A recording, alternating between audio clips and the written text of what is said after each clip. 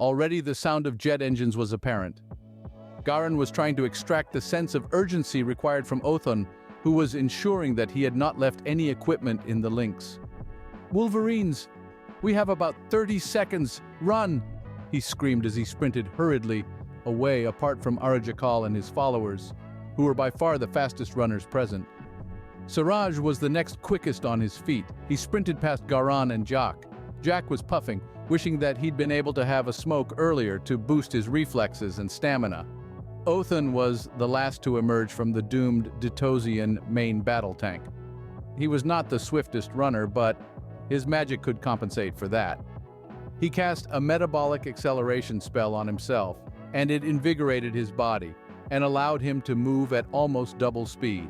He could not concentrate enough to fight in this state, but it was useful for withdrawing from combat. The screeching sounds of the formidable low-level bombers grew increasingly closer. The frightened cluster of men reached a small gully just before the first of the Ignitech cluster bombs detonated. Both vehicles were pummeled from above with the incendiary munitions. The bombing runs were immaculate. Fiery explosions made the ground heave and shudder. There was a total of 27 released in the first wave. A massive pillar of bright orange and blue flames would erupt from a devastating explosion at its base. The heat radiated outward and upward like a shimmering thermal tidal wave to cover a wide area. The smell of melting stone and sand filled the sheltering team's nostrils. Everyone experienced burning from the heat that was generated by the Ignitech bombs. But only Othon's equipment actually caught on fire. He was rolling around on the ground in agony, trying to extinguish the blaze. His face was reddened on one side and some of his softer gear was melted. Arajakal put him out by drawing the flames into his fingertip. He and the other fire elementalists actually found the experience quite refreshing. Ka was aware of his human pawn's state of affairs. It appeared as if there was no choice. He resolved to use his high magic and hoped that it would not cause irreparable damage to the Zanu stone. He needed to save the only viable resource with which he had to defeat Kzamanark, the Scarab. Nucleus Master Ka gathered his occult tools and weapons and was scuttling down a lime-lit, hand-carved underground corridor to the Chamber of Gates.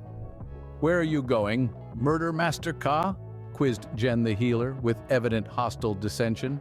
"I am investigating a strategy against Kzamanark. I will return soon." Ka's voice did not waver, nor did it change in pitch. Jen moved aside and let Ka past. After Ka had taken a few more steps, Jen thought something wildly sinister without masking it in the slightest. "We shall see about that when I return," said Ka coldly as he reached the end of the passageway. The HS-33 low-level strike aircraft were sweeping around for another attack run. The entire task force had been assembled for these few targets, and the battle-hardened air crews were eager to ensure that there were no survivors. They were armed with several medium cannons that incorporated molecular scan-assisted aim. They could strafe as effectively at night in a storm as they could during the brightest sunny day. "Well, whatever peace you are going to make it now," said Garin despondently as if resigned to death.